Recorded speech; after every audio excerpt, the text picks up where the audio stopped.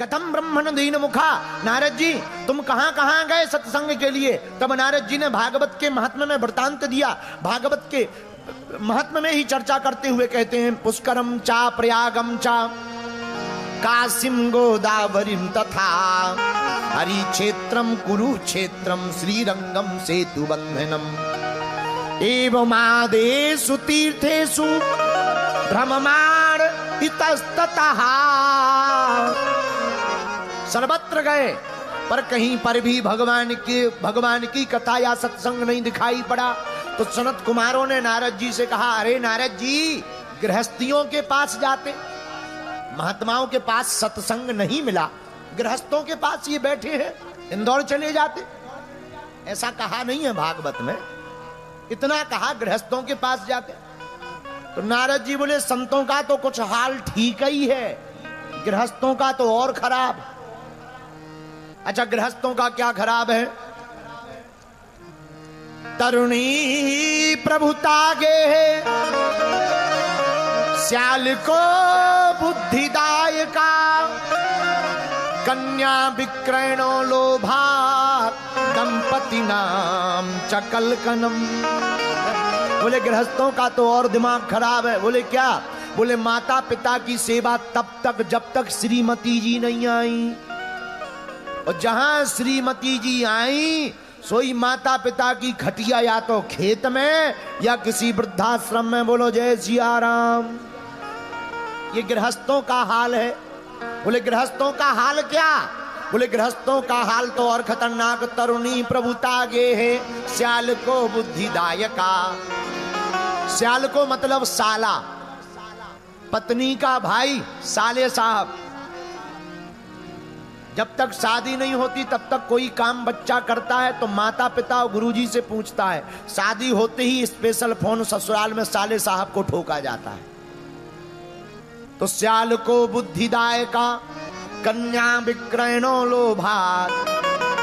बोले क्या? बोले कलयुग के गृहस्थी अपनी बेटी का विक्रय करेंगे, विक्रय करते हैं, बेटी को बेचते हैं। और हद ये है आजकल संबंध नहीं होता है, समझौता होता है। जो जितना ऊंची बोली लगा सके उतने में ही लड़का बिकाऊ है। पहले संबंध होते थे, सम देख करके समधी बनते थे, समधी, समान अवस्था वाले जोड़ते थे, समधी। आजकल तो डीलिंग होती है, तुम 5 लाख दे रहे, कोई कल 10 लाख दे दे, तुम्हारी कैंसल, ये वाली शादी तय। भले ही वो पे पूरी जिंदगी भर बहू आकर के बेलन चिमटा चलावे, हाँ, लेकिन दहेज में तो 10 लाख ही चाहिए, फॉर्च्यूनर कार ही चाहिए। बोलो सीताराम। जोर से बोलो, और जोर से बोलो। तो नारद जी बोले तरुणी प्रभुता गे हे श्याल को बुद्धिदायका, कन्या विक्रयणो लोभात दंपति नाम चकलकनम। भैया गृहस्थों का हाल भी बेहाल है। तब तुम कहां गए? नारद जी बोले जब कहीं सत्संग नहीं मिला। ओ वृंदावन श्री वृंदावन, वृंदावन श्री वृंदावन, ओ वृंदावन श्री वृंदावन। नारद जी बोले वृंदावनम नवकाननम। आहा, जहां श्री धाम वृंदावन में ठाकुर जी का वास है। नारद जी कहते हम उसी धाम वृंदावन को गई। लेकिन नारद जी बोले भैया तत्राश्चर्यम मया दृष्टम श्रूयताम तन मुनीसुरा, एका तु तरुणी तत्र निसन्ना खिन्न मानसा। हमने एक बड़ा आश्चर्य देखा। क्या? बोले हमने वृंदावन में देखा एक युवती स्त्री रोती हुई बैठी है। बहुत सी स्त्रियां कोई पानी पिला रही, कोई पंखा जला रही, लेकिन 2 वृद्ध उसकी जंघों पर लेटे हुए हैं। नारद जी बोले भैया हमने जैसे ही देखा सोचा जाया जाए, पूछा जाए कौन है, क्यों रो रही है। नारद जी बोले भैया हम थोड़ी दूर तक तो गए पर वापस आ गए। क्यों? हमें लगा स्त्रियों का समूह है, पुरुष कोई है नहीं। कहीं हम गए, हमने जाकर कहा कहो देवी जी, और कहीं पलट के जवाब ना दे दे, ए बाबा स्त्रियों के समूह में तुम्हारा क्या काम, हम रोएं चाहे गाएं। नारद जी बोले भैया जैसे ही हम आधे रास्ते से वापस लौटने लगे सोई वो स्त्री चिल्लाई, भो भो साधु क्षणम तिष्ठम मच्चिंतानमपि नाशय दर्शनम तव लोकस्य सर्वथाग हरम परम। ए महाराज रुको रुको, भो भो साधु क्षणम तिष्ठम, रुको रुको, थोड़ा रुको, थोड़ी देर क्षण भर रुको। अरे महाराज महात्माओं के तो दर्शन करने से ही कल्याण हो जाता है, और आप तो महात्मा हो, मुनि हो, रुको। नारद जी बोले भैया हम रुक गए, वापस गए, स्त्री के पास जाकर खड़े हो गए। क्या तुम, कौन हो तुम, कौन हो तुम देवी, क्या तुम? बद देवी साविस्तारस्य स्वस्य दुखस्य कारणम। अरे देवी कौन हो तुम और क्यों रो रही हो, अपना विस्तार पूर्वक दुख हमको सुनाइए। नारद जी ने जहां इतना कहा तब उस स्त्री ने अपना परिचय क्या दिया भैया, उसने हाथ जोड़कर कहा अहम भक्ति ख्याता, अहम भक्ति ख्याता, हिमऊ में तनयऊ मतऊ, ज्ञान वैराग्य ना मानऊ, काल योगेन जल जल। महाराज मेरा नाम भक्ति है, और ये जो दो वृद्ध लेटे दिखाई पड़ रहे, मैं मां हूं, ये दोनों बेटे हैं। नारद जी बोले हमें हंसी आ गई, क्यों? मां जवान है, बेटे बूढ़े हैं। क्या कारण है देवी, तुम तो जवान हो, बच्चे तुम्हारे बूढ़े हैं। भक्ति देवी ने कहा महाराज क्या बताएं, हमारा मैं पैदा तो दक्षिण भारत में हुई, बड़ी में कर्नाटक आदि प्रदेशों में हुई, कहीं कहीं मेरा बड़ा सम्मान हुआ, पर कलयुग में पाखंड बढ़ने के कारण इन पाखंडियों ने मुझ तीनों को ही वृद्ध कर दिया। लेकिन जब से मैं वृंदावन आई हूं तब से मैं तो ज्यों की त्यों हो गई हूं, पर मेरे दोनों बेटे अभी भी मूर्छित और वृद्ध पड़े हैं। एक का नाम ज्ञान है, दूसरे का नाम वैराग्य है। बात भी सही है, भक्ति केवल वृंदावन में नाच रही, और ज्ञान और वैराग्य तो सबका सोया पड़ा है, सबके हृदय के सोए पड़े हैं, सबका ज्ञान और वैराग्य मूर्छित है। पर नारद जी से उस स्त्री ने कहा, भक्ति देवी ने, महाराज कैसे भी करके हमारे दोनों बेटों की मूर्छा खोलो। नारद जी बोले चिंता मत करो, हमारे पास उपाय है, संतों के पास तो समाधान ही होता है। क्या होता है? बोलो बोलो। संतों के पास समाधान होता है। क्यों? क्योंकि संतों के पास भगवान होता है। नारद जी ने गीता पाठ मुहुर्मुहुः, गीता का पाठ किया, श्लोक किया। गीता का पाठ करें तो थोड़ी देर के लिए मूर्छा खुल जाए, फिर सो जाए। नारद जी बोले भैया हम परेशान हो गए कि ज्ञान और वैराग्य जागेंगे कैसे, कौन सी बूटी पिलाई जाए ज्ञान और वैराग्य जाग जाए। महात्माओं से पूछा, किसी ने उत्तर नहीं दिया। तब तक आकाशवाणी हुई, नारद जी आप ज्ञान और वैराग्य की मूर्छा खोलना चाहते हो तो सत्संग करो। बात भी सही है, लॉजिक है। ज्ञान तो सत्संग से ही बढ़ता है, और जो जान लेता वो वैराग्य पा लेता। जानकारी प्राप्त करना ज्ञान है, और ज्ञान की पारंगता वैराग्य है। भाई जैसे पता हो गया कि दूध में शक्कर डालने से मीठी हो जाती, ये जान लेना ज्ञान है। लेकिन पी ले जो तो फिर मोह भंग हो जाता, वो वैराग्य है। उसी का नाम वैराग्य। वैराग्य क्या?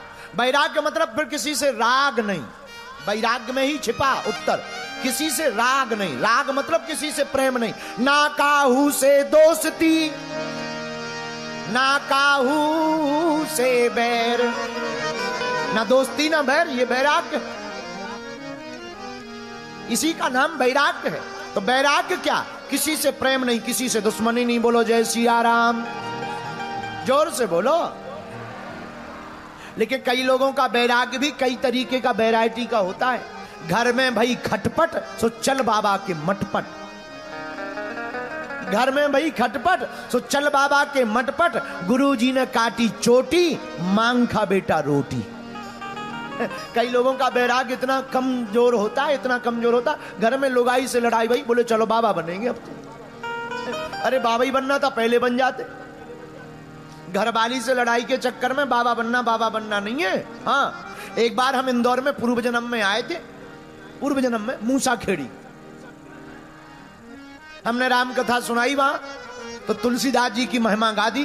तुलसीदास जी की महिमा गाई तो मूसा खेड़ी का चंगीलाल खड़ा हो गया, बोला गुरुजी। हमने कहा चंगीलाल, बोला गुरुजी तुम तुलसीदास जी की जय बोल रहे, तुलसीदास जी की जय बोल। तुलसीदास जी की महिमा नहीं है, उनकी लुगाई की महिमा है। न लुगाई ताना देती, न तुलसीदास जी तुलसीदास बन पाते। हमने कहा बात तो सही है, पर हमने भी उतना, अपन भी बुंदेलखंडी है। अगर तुम मालवा वाले हो तो अपन भी बुंदेलखंडी है, घाटा खा जाए ऐसा हो नहीं सकता। हमने कहा सुन ठटरी के परे, अगर पत्नी की लुगाई की डांट खाने से लोग तुलसीदास बनते होते तो आज घर घर तुलसीदास बैठे होते। आजकल डांट तो ठीक है, कई लोग तो बेलन चिमटा भी पा जाते हैं। बोलो सीताराम। इंदौर की माताएं ऐसी नहीं है, नहीं। आप लोग अपने ऊपर मत ले जाना, क्योंकि हमें 6 दिन सुनाना है अभी। आओ आओ आओ, 6 दिन रुकना। यहाँ की माताएं तो हा। पिछली बार हम आए थे, कहाँ गए? मंदोला जी चले गए का? यहीं कहीं घूम रहे होंगे। मंदोला जी हमें लेवा गए, बोले गुरुजी चलो आपको महाकालेश्वर ले चलते। हम चले गए, सीधे साधे आदमी, सुबह सुबह 3 बजे चले गए। हम बहुत सीधे हैं, जलेबी बराबर। आओ, तो हम चले गए। रास्ते में हमने देखा, अरे धन्य रे इंदौर,